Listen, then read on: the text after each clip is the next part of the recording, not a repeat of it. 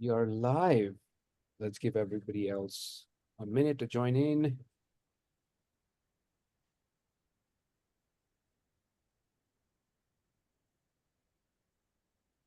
How's everybody doing this morning? Great. Doing well. Excited to be here, Nick. Thank you so much for doing this. I'm super excited as well.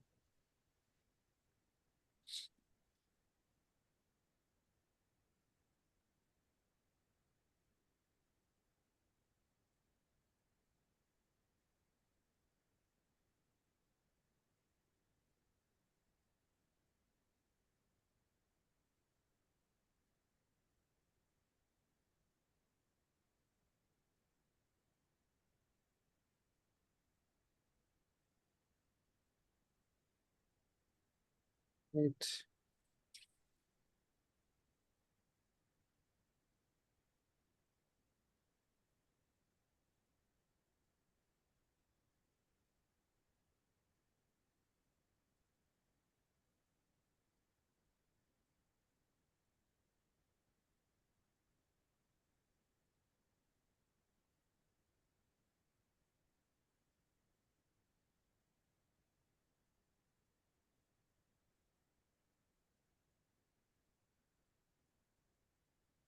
All right, let's get started as we have more people joining in. Good morning, everybody. Thank you so much for taking time and joining us today for our webinar with LeadSquared and HealthLink Dimensions. I want to welcome everybody from the different parts of the world that you are joining us today to know more and learn more about optimizing healthcare marketing strategies with data-driven automation. I want to quickly start by introducing myself and our speakers for today. I'll keep my introduction short and sweet. It's not about me today. So my name is Nikhil Parwal. I have been part of LeadSquared for a little over 3 years. I'm the regional sales manager here for the healthcare business. I am joined with me today with Nathan. Nathan is based out of Atlanta. Nathan serves as the VP of Marketing for HealthLink Dimensions. In his role, Nathan has been part of leading impactful campaigns in the healthcare marketing sector, targeting clinicians, healthcare marketers, and other key stakeholders, with his key focus always being on achieving measurable growth and maintaining quality. We also have Mike Haffey. Michael is a senior account executive with LeadSquared, leading our Southeast region for the LeadSquared's healthcare business. Mike has been an industrial sales professional with over 20 years of SaaS platform solution experience and has had a crazy track record of in the consultative business to business sales and generating millions of dollars in new incremental and recurring revenue. So with that, thank you so much, both Nathan and Mike, for being here and spending time on talking us through our topic around data-driven conversations for patients and physician referrals. With that, I'll pass it on to Nathan. And before I pass on to Nathan, let me quickly walk everybody and all the attendees who are joining us on the agenda and what we hope to cover today as part of this discussion. The three main areas that we're hoping to cover are primarily understanding the healthcare marketing landscape, understanding a little bit more about how you can leverage healthcare data that you are tracking on the marketing side, on the clinical side for better targeting. And finally, we want to cover about automating processes and how automation across the board can help you increase and maximize efficiency for your organizations. So with that said, I will pass this on to Nathan. I will also urge everybody to be as interactive as possible. If you have questions, please feel free to put them in the chat. We will also be putting in poll questions. So we'd love for you to share your opinions, share your answers with us in the polls. And if you have any questions, please do let us know. I'll try to take as many questions as I can. We'll also have some time towards the end of the webinar for Q&A, so we'll definitely try to cover as much as we can. Perfect. Over to you, Nathan. Very good. Well, Nick, Mike, thank you for inviting me to be here today. The LeadSquared family. Over at HealthLink Dimensions, we've been in the business of helping our clients build relationships with physicians and enhance communications with those providers that are most important for their businesses for 20 years now. And one of the things that we've done for over a decade is actually survey the healthcare providers in the US. And so what I was going to share with your audience today is some of the results when we asked 300 doctors to tell us about the types and channels of communication that they like and that they don't like, so that your clients can be thinking about and informing their own marketing campaigns and physician outreach as they're executing that. So you can go ahead to the next slide, Nick. So as I said earlier this year, HealthLink Dimensions surveyed about 300 doctors. And these doctors, many of them are office-based, hospital-based, and in other healthcare settings. You can kind of see the breakdown of the folks who spoke with us. And by far, email remains the preferred method of communication when reaching out to a clinician, at least regarding medical related news or information. And so this is something that, sales teams and marketers and physician relations managers can keep in mind. While the in-office visits are definitely always going to be important, what we found is that when one of the things physicians like about email is that they can choose when they consume an email. You send it at 11 o'clock in the morning when that physician is done with their day and able to devote a little bit of time to their inbox. They like to be able to come back to it at that time. And another thing that we learn from physicians too is that the devices that they use to consume those communications are primarily smartphones. And so, a lot of folks realize this now, but here in 2024, we have to be thinking not just in a responsive design type manner, but really a mobile first communication mindset. If your communication or creative is not optimized for mobile, you're missing out, because it's very likely that that is where the physician is going to be consuming that content. You can go to the next slide. Sure. So we asked physicians about 27 questions, and I'm only giving you a few answers today because I want you to entice you to come back to our website and download our full report. It is a free report, so you can get all of the details there. But here's some of the interesting things that I thought might whet your appetite. So would you believe that only like 94% of physicians are spending 30 minutes or more consuming professional information when they're not at work? So this is, again, kind of harks back to that email preference. Just assume healthcare providers, for the large part, are catching up with email after hours in the evening, and over a quarter of them are spending 1 to 2 hours a day doing it. It's pretty significant. But we also see that doctors are allowing medical representatives, back in the office. It's only about a quarter of physicians are no-see practices at this point. So a strategy that involves, field rep, team, and non-personal promotion is what we're seeing physicians respond to right now. And then as far as the type of another channel that we wanted to kind of put out there, if you're not using digital advertising, we did ask whether or not physicians would be receptive to digital advertising pertaining to their clinical practice, and less than a quarter were not receptive at all. So if you're not using programmatic display ads or maybe paid social media, those are some things that you want to look at. A couple of other items from the report that I wanted to share, especially since we're talking to primarily a hospital and healthcare system audience today. 90% of the physicians that we surveyed told us that reputation and quality of care are the most important factors shaping their opinion of a hospital or healthcare system.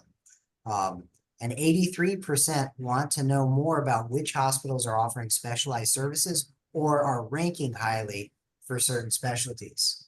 In fact, a lot of the campaigns that we run for our clients had to do with the US News and World Report kind of survey and report cycle.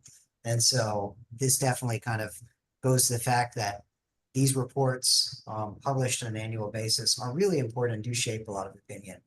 And then finally, 94% of physicians, again, as you're thinking about the type of content you want to share with healthcare providers, they're looking for information about new medicines, new drug delivery systems, and new indications for existing medication.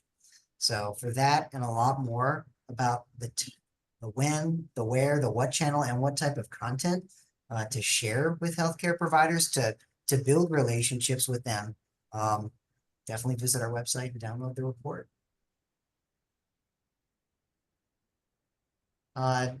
Mike, you want to take us a little bit into leveraging data for better targeting? Sure, absolutely. Nick, did you have another question you want to ask before this?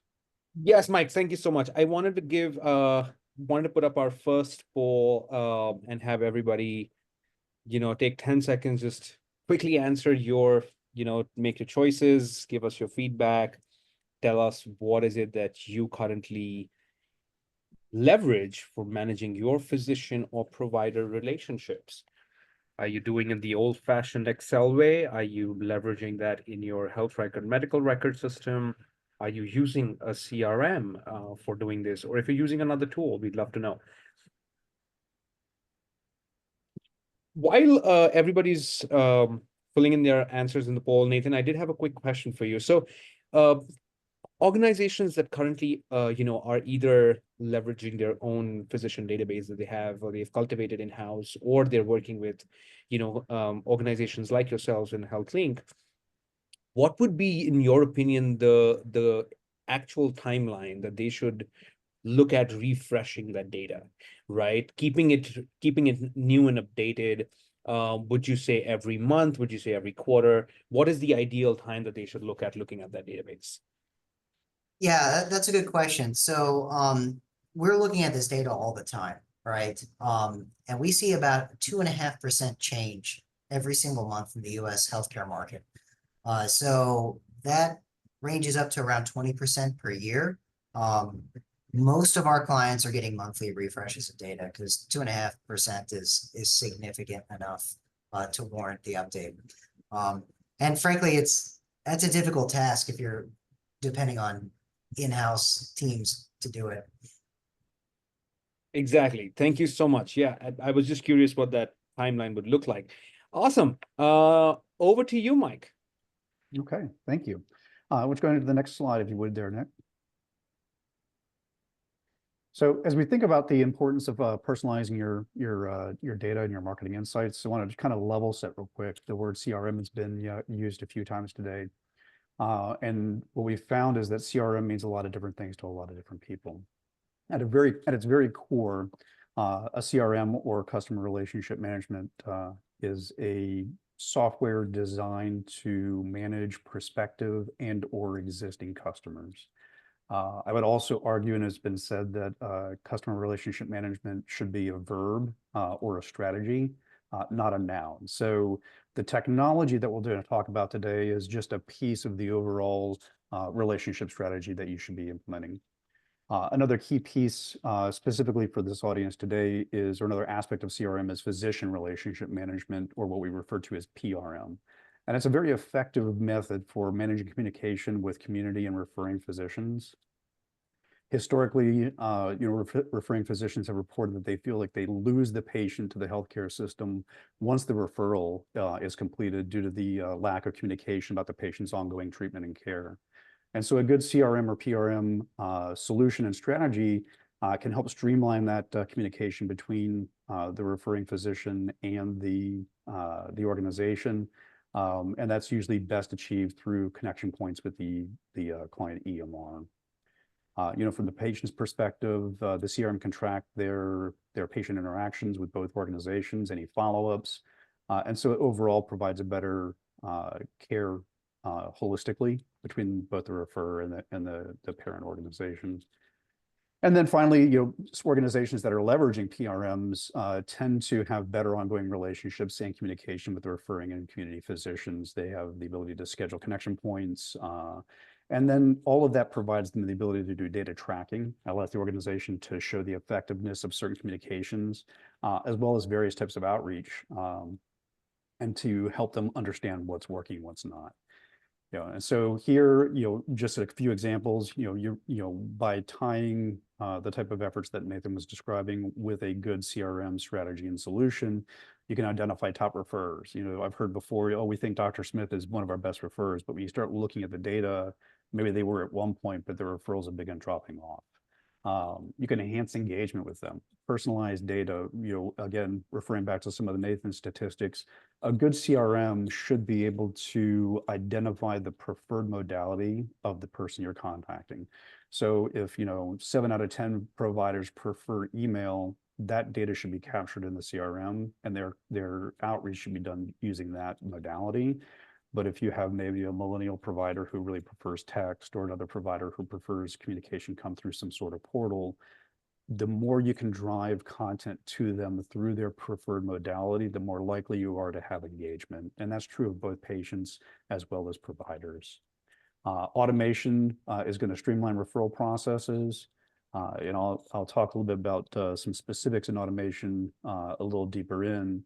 But at the end of the day, CRM automation is really designed to revolutionize the daily operations of any organization. And we do that by eliminating manual or error-prone tasks. And then finally, you know, personalizing the onboarding process. You know, you can gather data points throughout the life cycle of the relationship with the provider, and based upon the information you're gathering there, you can make more educated outreach to them. Go to the next slide, if you would, Nick.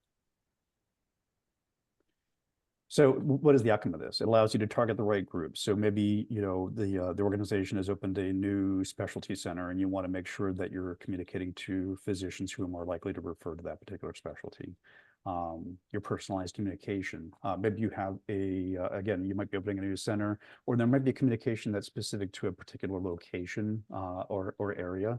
And so the CRM is going to allow you to do really targeted and personalized outreach to your audiences. And then finally, you know, adapt quickly. By checking the data on a regular basis, we have the ability to do dashboards as well as full-fledged reporting. That's going to allow the organization to understand what is and is not working, and if it's not working, to be able to pivot quickly to adjust the messaging or the approach. Go on to the next slide, if you would, Nick.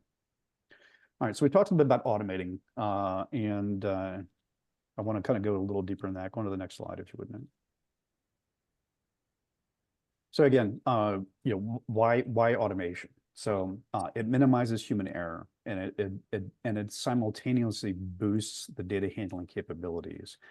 There is so much that are part of this process that does not require a human intervention, or that human intervention can open the door for human error, just like in typing in data. So if we can automate data gathering from your sources of record, it not only reduces the chance of errors, but the time that's been historically spent having a human being, you know, type in information, those people can now focus on problems that require human intervention, allowing the automation to take on repetitive tasks.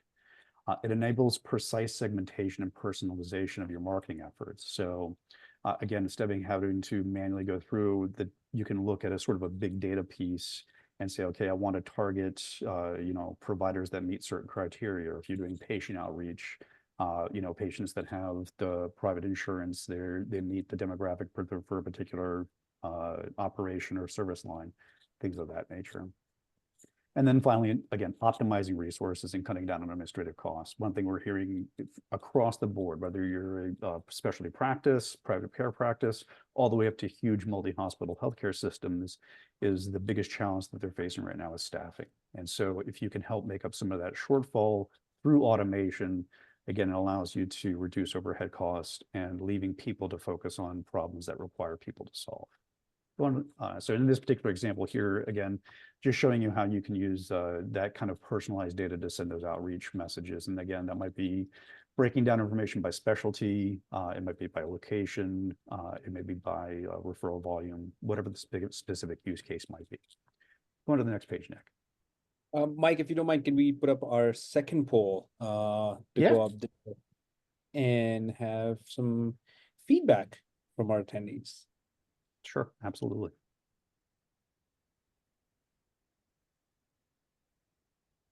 Awesome. My quick question. So in your experience working with healthcare organizations in the last 20 years, Have you come across situations where clients are onboarding of physicians and providers, right?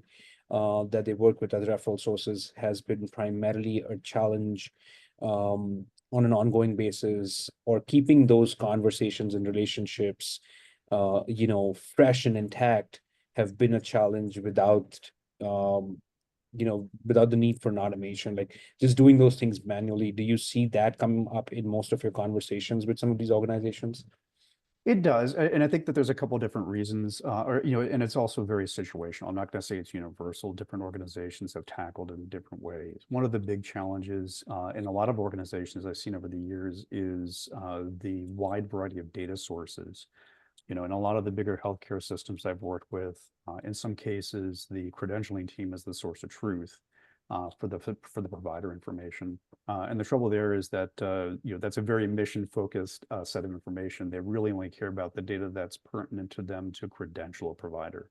So it doesn't necessarily capture where that provider's practicing, the practice addresses, practice hours, things that are critically important for, say, the marketing team, who is more focused on operating the online Find a Doctor tool, or the physician relations team who needs to go out there into the field and meet with these providers, encourage them to refer traffic or refer patients into the organization. So I think that diverse data sets can sometimes be a big challenge, and having a single source of truth is an incredibly critical piece of any kind of strategy. Perfect, thank you. Back to you. Great.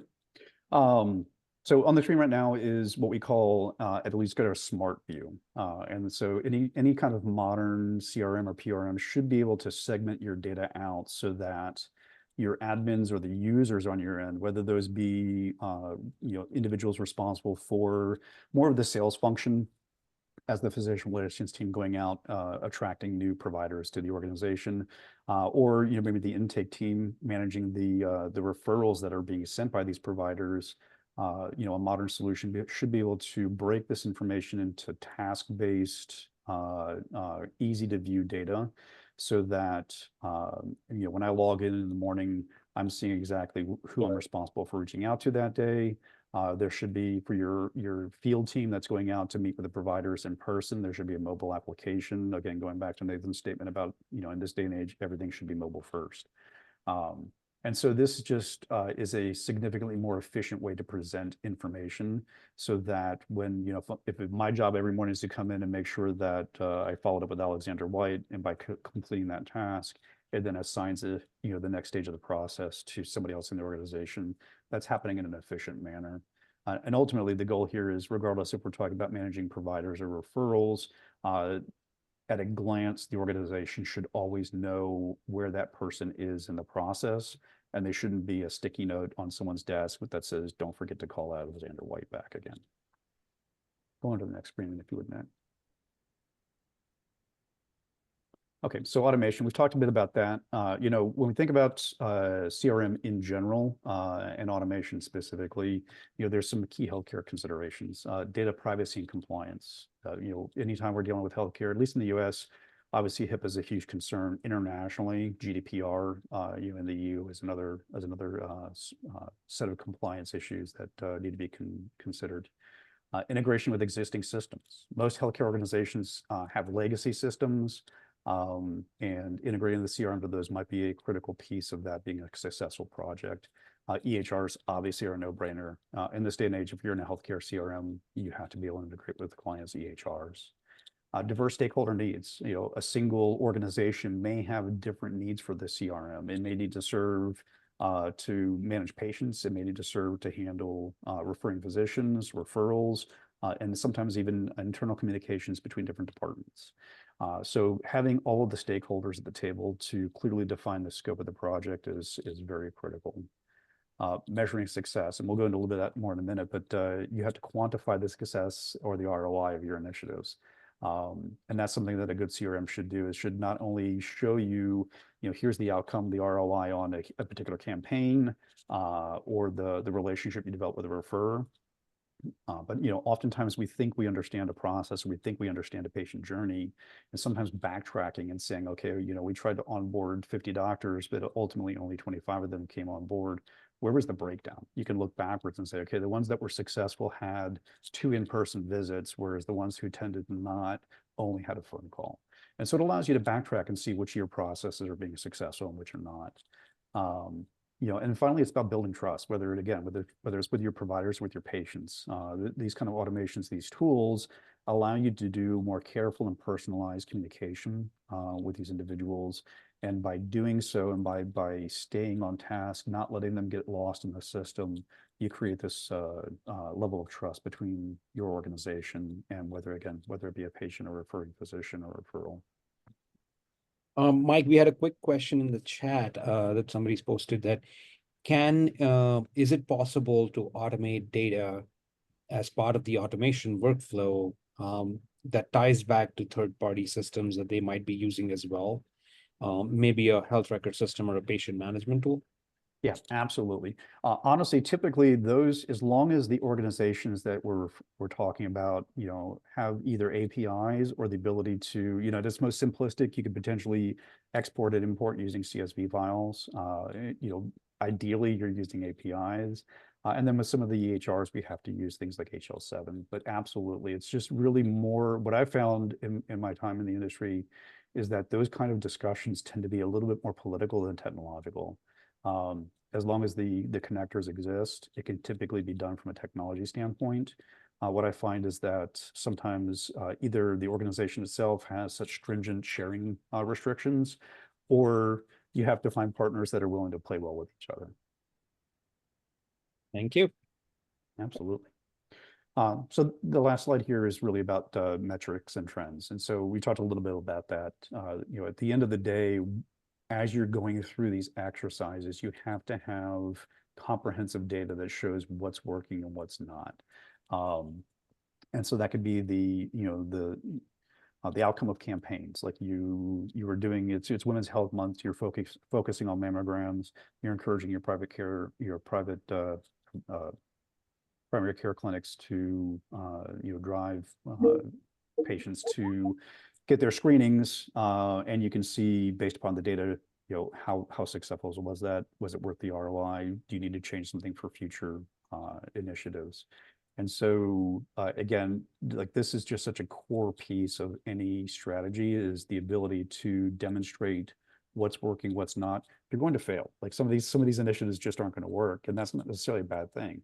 As long as you learn from it, adapt, and make changes to make sure that the next time you do it, that they're successful. I think that at the end of the day, there's some key outcomes that sort of define any successful CRM strategy. It's going to ultimately enhance your customer satisfaction. Again, customer here being very generic, it could be whoever your audience is, whether that's a provider, if you're an insurance company, it could be a member. If you're a provider, it could be the patient. But at the end of the day, these strategies are designed to make their lives easier as well as yours. It should increase efficiency and productivity. If the solution is not reducing your time on your staff and allowing the automation to increase productivity, then something's going wrong and it needs to be looked at. It should ultimately improve customer retention. All of those things that we just talked about above ultimately should make your customers more happy with you, and should reduce churn, whether that be referring physicians leaking patients to another competitor, or keeping a patient within your healthcare system. It should allow for data-driven decision-making. Comprehensive reporting is going to allow you to make informed decisions, identify trends, and anticipate market shifts. And that's all in all going to strengthen your competitive positioning. And then finally, it should drive revenue growth. A CRM strategy should be helping you increase conversion rates, enhance profit margins through targeted and effective campaigns. And so at the end of the day, that's where these key metrics and trends are really going to be a critical piece of your overall strategy. Perfect. Thank you so much, Mike. Nathan, before I come to you for a little bit of background on HealthLink, let's go ahead and put up our next poll for everybody to answer. All right, so as a physician liaison, which type of communication do you believe is most impactful in fostering relationships with physicians? go ahead, punch in your answers, and well, in just a minute, I will hand this over to Nathan, so Nathan can give you guys a little bit of more background about the company, about HealthLink Dimensions, how these guys can help you.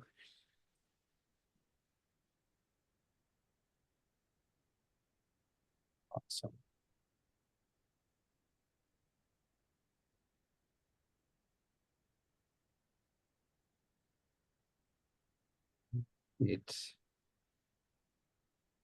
There we go. All right, Nathan, over to you. Thanks, Nick. Yeah, I mean, the net of it is with HealthLink is we've spent the last 20 years learning and understanding the US physician and healthcare provider market. So, if you're struggling with keeping up with the changes in physician information, or maybe data fragmentation or silos at your organization, manual data entry errors, or maybe you want to know about physicians or potential referrers that are outside of your normal network. Those are the types of things that HealthLink Dimensions can help you with. It's not just basic demographics information, but we can give you detailed insight into the clinical behavior, the affiliations, and even the health insurance plans that every healthcare provider participates in. If there are questions that are not necessarily being answered during the normal onboarding process, we can be a resource for you. And especially if, the cycle for updating those answers is 2 or even 3 years, we see a 2.5% change every month. And HealthLink Dimensions can kind of come in and work alongside you and keep your information up to date to help drive these automations. And then before we go, I promised that you would have access to the full communication preferences report for physicians. You can visit our website and download the full report there. Nick, I believe you're sending out the slide deck for everyone, so they'll be able to click this button. Yes. And excellent. And as another teaser, we just completed our survey for nurse practitioners and PAs. We have close to 400 responses. We're tabulating the results and look for us to publish the report for that soon. Perfect. That's what I've got. Thank you so much, Nathan. I would urge everybody to sign up for HealthLink's survey reports and all the research work that they're doing. They're putting in so much hard work in getting this data for everybody to benefit from. So I'd really urge everybody to go to their website, sign up for the newsletters, download these reports, try to make the most of it. Mike, do you want to take the last bit? Just tell everybody about LeadSquared, and then we can take Q&A. Sure. So LeadSquared obviously is a CRM and marketing automation solution. We've been in business for 10 years with clients, over 2,000 clients across multiple countries. We're obviously happy to have a conversation with anybody to see if we are the right solution to help you with managing your customer data.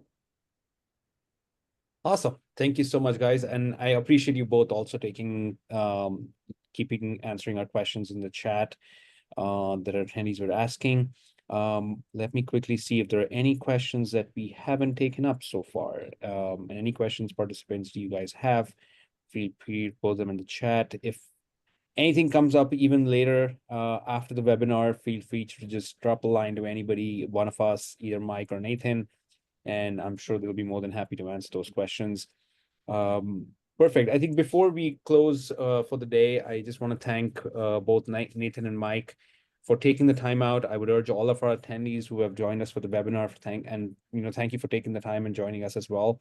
We have a lot of exciting topics that we're going to cover in the coming few weeks before we head out for the holidays and jump back into the new year. So I'd definitely say keep an eye out for emails coming from our marketing team for more webinars and more exciting stuff coming your way. Thank you so much. This is us signing off. I appreciate everybody's time on the webinar today. Thanks, everybody.